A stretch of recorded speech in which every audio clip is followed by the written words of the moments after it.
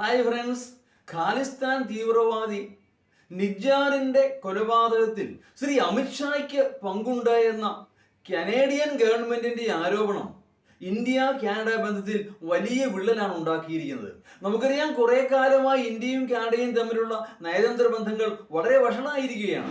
Nijjar case അന്വേഷണത്തിൽ Indian government സഹകരിക്കുന്നില്ല എന്ന് പല പാശ്ചാത്യ ഗവൺമെന്റുകളും കുറ്റപ്പെടുത്തുന്നു.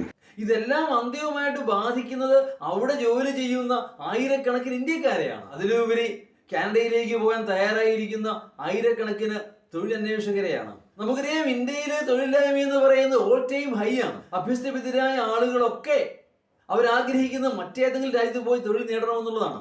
കാരണം ഇന്ത്യയിൽ ജോലിയില്ല എന്നുള്ളത് യാഥാർത്ഥ്യം തന്നെയാണ്. ഒരുപക്ഷെ നിങ്ങൾ ഓർക്കുന്നുണ്ടോ എന്ന് എനിക്കറിയില്ല, ഏതാനും മാസങ്ങൾ മുമ്പ് ഹരിയാന കൊച്ചി സംസ്ഥാനത്തില് ക്ലാസ് 4 ജീവനക്കാരന്റെ വേക്കൻസിക്കായി നോട്ടിഫിക്കേഷൻ ഇട്ടപ്പോൾ അപേക്ഷിച്ചത് 1.5 ലക്ഷം ആളുകളാണ്. 1.5 ലക്ഷം.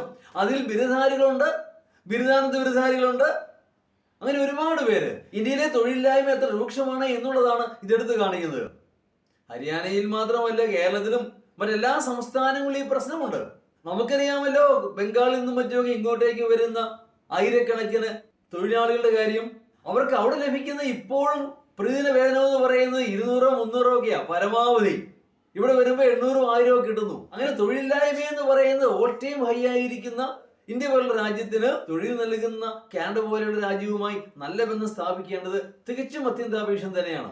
നിങ്ങൾക്കറിയാമോ, 2023 2.5 ലക്ഷം ആളുകൾ ഇന്ത്യൻ പൗരത്വം ഉപേക്ഷിച്ച് മറ്റു രാജ്യങ്ങളുടെ പൗരത്വം നേടുകയുണ്ടായി.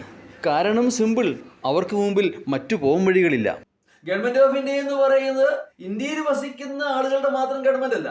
ലോകത്തെമ്പാടുമുള്ള ഇന്ത്യക്കാരുടെ താല്പര്യങ്ങൾ സംരക്ഷിക്കാൻ ഈ ഗവൺമെന്റ് ബാധ്യതയുണ്ട്.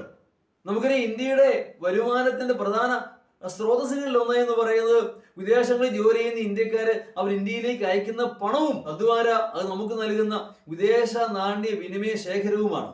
ഇവയെല്ലാം പരിഗണിച്ചുകൊണ്ടുള്ള ഒരു വിദേശ നയമാണ് ഇന്ത്യ കാനഡയോട് സ്വീകരിക്കേണ്ടത്. അല്ലാതെ രാഷ്ട്രീയമായ കാര്യങ്ങളുടെ പേരിൽ പരസ്പരം പോരടിക്കുകയും ആ ബന്ധം വഷളാക്കുകയുമല്ല. നയതന്ത്ര വിജയം എന്ന് പറയുന്ന ഒരു വലിയ വിജയം തന്നെയാണ്. ആ യുദ്ധത്തെക്കാൾ വലിയ വിജയമാണ്. തീർച്ചയായും ഗവൺമെന്റ് ഓഫ് ഇന്ത്യ ഇക്കാര്യത്തിൽ കുറെ കൂടി ജാഗ്രത കാണിക്കും എന്ന് തന്നെയാണ് ഏവരും പ്രതീക്ഷിക്കുന്നത്.